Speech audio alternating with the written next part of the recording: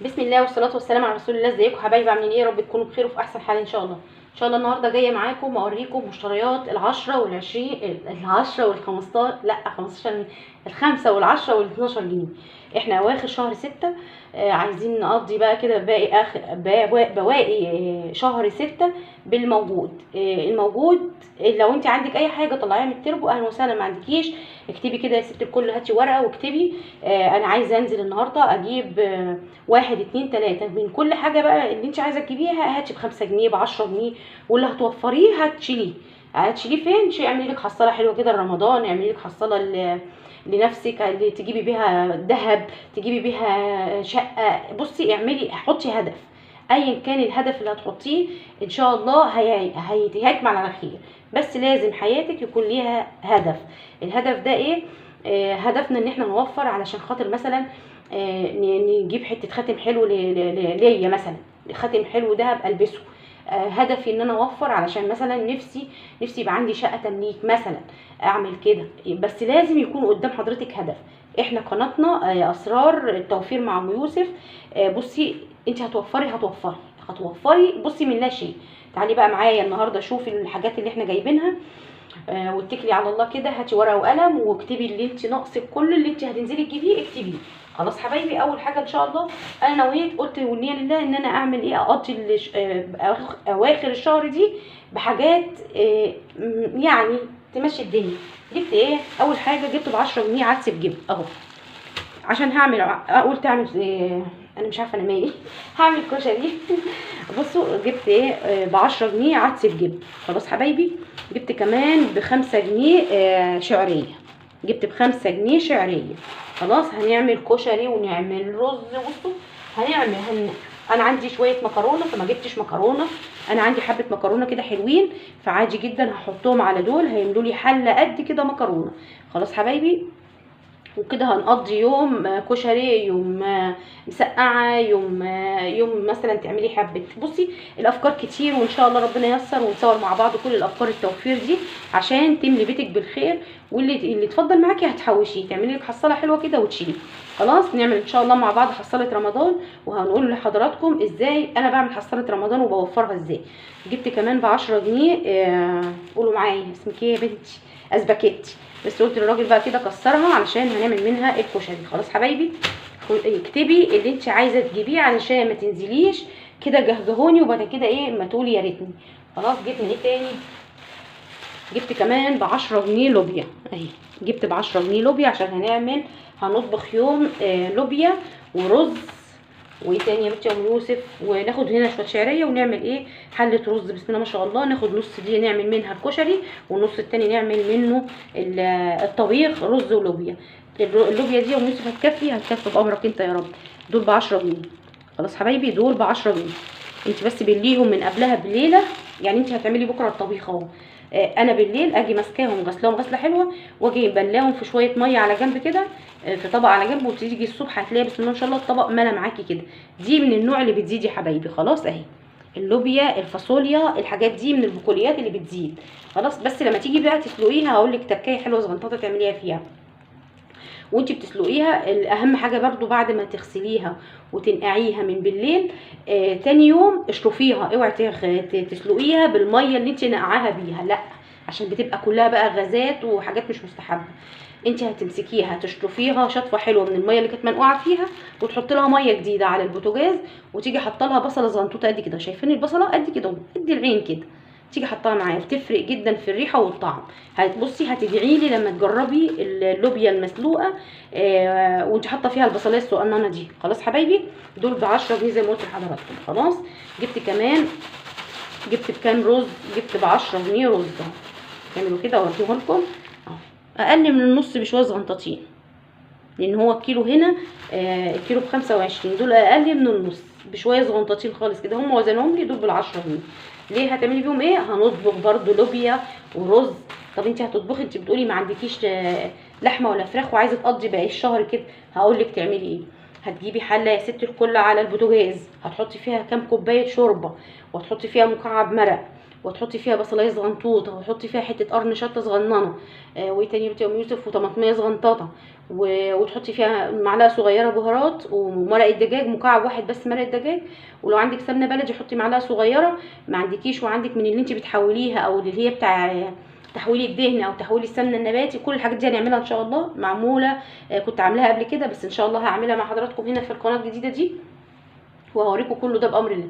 وتسيبيها تغلي غلوه حلوه على عين البوتاجاز، وبعد ما تغلي غلوه كويسه يعني تطلع بقى ريحه البصل والحاجات الحلوه اللي احنا حاطينها، هتبداي تطبخي بيها. تسحبي كيس الصلصه من الفريزر اللي احنا مفرزينه برده، ونيجي طبخين احلى شويه لوبيا ورز وشعريه. الف انا وشوف على قلوبكم، حاجه كده عسل. خلاص. جبت كمان ب 10 جنيه فول مدشوش علشان خاطر عايزه اعمل طعميه. ب 10 جنيه فول مدشوش عشان الطعميه. خلاص حبايبي، الطعميه لا غنى عنها في اي بيت مصري، والله كل الناس بتحب الطعميه. جبت ايه تاني يا ام يوسف؟ جبت كمان ب5 جنيه اكياس، ب5 جنيه اكياس اهي، علشان خاطر الطعميه. طبعا انا جبت ب5 بس عشان ايه؟ لطعميه بس، لسه طبعا ما جبناش مشتريات شهر 7. خلاص حبايبي، دي كده حاجات اللي هنكمل بيها اواخر 6، يخلص شهر 6 وعلينا خير وعليكم يا رب اللهم امين.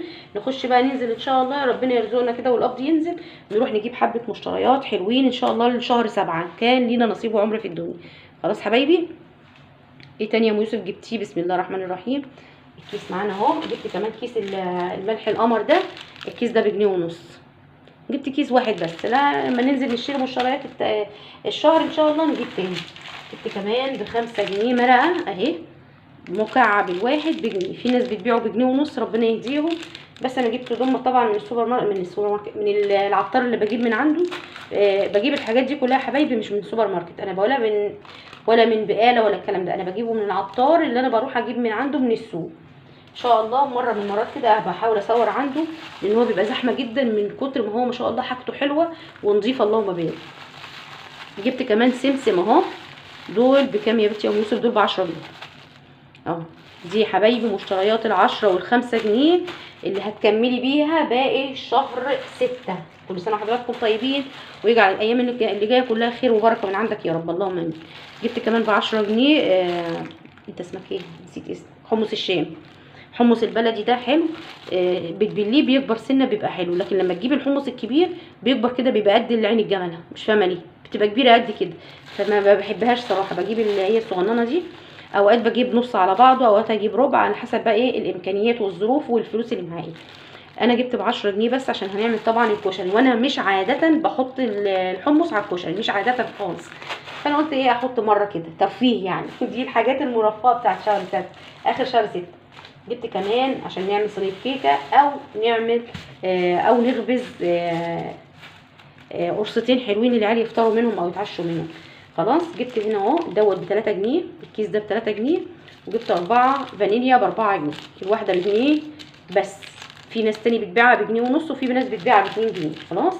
جبت دول اهم، ونص كيلو دقيق. لا ده مش نص، ده قد ايه؟ ده نص يا رب، ده نص بس. هو انا حطولي في كيس تاني عشان طبعا اتخرم من هنا، فقلت له حطولي في كيس تاني بقى، طبعا ما يقعدش ينقل كل شويه عشان حرام.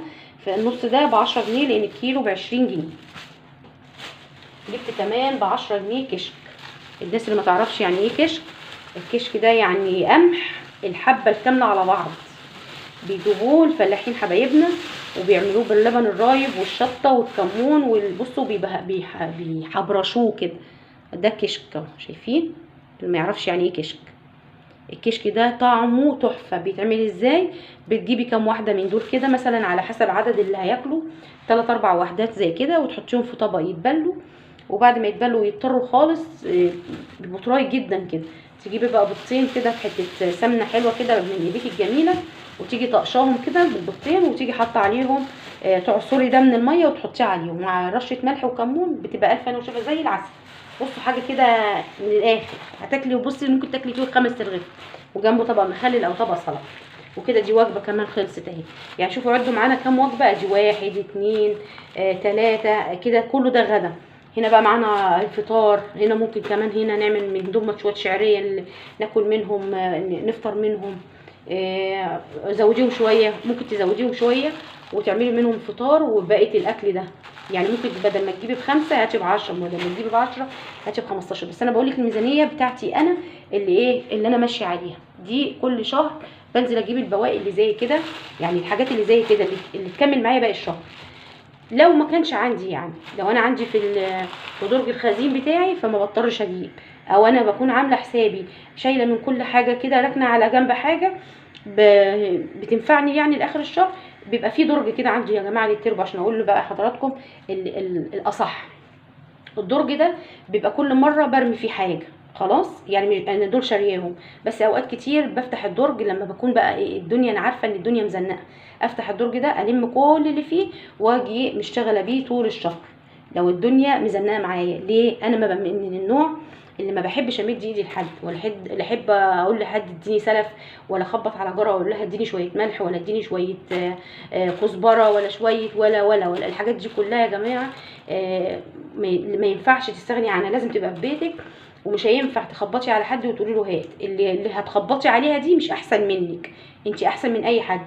حطي في بالك كده وقولي لنفسك وعرفي نفسك ان انت احسن من اي واحده في الدنيا، انت احسن من اي حد. دي كل واحده فينا بتقول لنفسها كده، عشان هي فعلا انت تستحقي ان انت تبقي احسن من اي حد. فحطي في بالك كده اللي انت هتخبطي عليها وتقولي لها اديني حاجه سلف او حاجه كده، يعني كجاره. يعني هو كان زمان الجيران كانوا لبعض، كانوا اخوات لبعض وسند لبعض وكل حاجه، بس ما عادش فيه الكلام ده. بس عايزه اقول لحضراتكم ما ينفعش تمدي ايديك وتقولي لحد هات، ما ينفعش تمدي ايدك وتقولي سلفني. بدل ما تستلفي او تروحي تشككي من فلان ولا علان، ولا تستلفي من هنا ولا من هنا، يا ستي مشي امورك باللي تقدري عليه، مشي حياتك بالمصروف بيتك اللي على قدك. وقبل ما تمشي حياتك يا ستي، انت مثلا نازله مثلا ب 30 40 جنيه راح تجيبي شويه الحاجات دي، لا اطلع منهم 5 جنيه لله، هتلاقيها رجعت لك اضعاف اضعاف. وشوفي البركه اللي هتحل عليكي انت وعيالك وبيتك والحاجات اللي انت جايباها. فبالله عليكم انا بناشد من هنا الستات اللي بتروح تستلف او بتروح تعمل صفحه عند اي سوبر ماركت من اللي جنبيها، بقال جنبيها بتاع، تروح تشكك منه. لا، بتشككي وبتاكلي وتشربي وتنتخي وتبقي في بطنك قد كده وفرحانه ان انت شبعانه، واخر وانتوا عارفين، انتوا كلنا عارفين اخر الاكل بيروح فين. ما بالك بقى ان انت هتفضلي طول الوقت عاتله الهم ان انت ده انا عليا فلوس جبتي بيها سكر ورز ومكرونه وي وي وي وايس كريم ومش عارفه ايه وشيبسي ولا الحاجات دي، وبعد كده تقولي يا ريتني يا ريتني ما كنت جبت الكلام ده. فانا بقول لحضراتكم بلاش الحاجات اللي بتحصل اللي انا بشوفها اليومين دول. ربنا يصلح حالنا وحالكم يا رب، اللهم امين. جبت كمان الكزبره القمر دول، جبتهم ب10 جنيه اهو. دي كزبره عاديه مش بلدي، لسه البلدي ما طلعتش، ان شاء الله تطلع. ونجيب ربع على بعضه ويتحمص ويتحط في يطحن، يعني يتحمص ويتطحن وش تاني. جبت كمان اهو، جبت ب10 جنيه سكر، ب10 جنيه سكر، ب10 جنيه سكر يا يوسف. ب10 جنيه ليه؟ لا ما تجيبيش ب10 جنيه ليه؟ قولوا له وزني على الميزان كده ب10 جنيه، نص كيلو ربع كيلو. بصي عادي، كل واحده وظروفها، كل واحد يمشي على قد حاله. النص كيلو او ب10 جنيه اللي هتجيبيه انت عارفه ان انت هتكفي بيه كام يوم. ده مقدار ان انت خلاص دي ميزانيتك ودي حاجتك ودي ظروفك، فخلاص انت لازم تمشي حياتك بالظروف دي. فيعني بقول لحضراتكم لازم كل واحد يمشي ظروفه، حياته على قد ظروفه. كيفي نفسك كده على قد ظروفك، وربنا يرزقك من واسع فضله وكرمه ان شاء الله. ده كده خلاص كيسنا خلص، اللي جبنا حاجاتنا النهارده دي.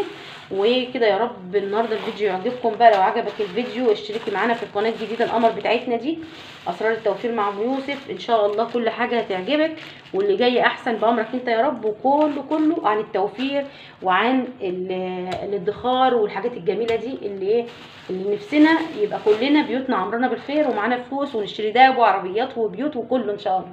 ربنا يرزقنا جميعا يا رب من واسع فضله. كل سنه وانتم طيبين، مع السلامه.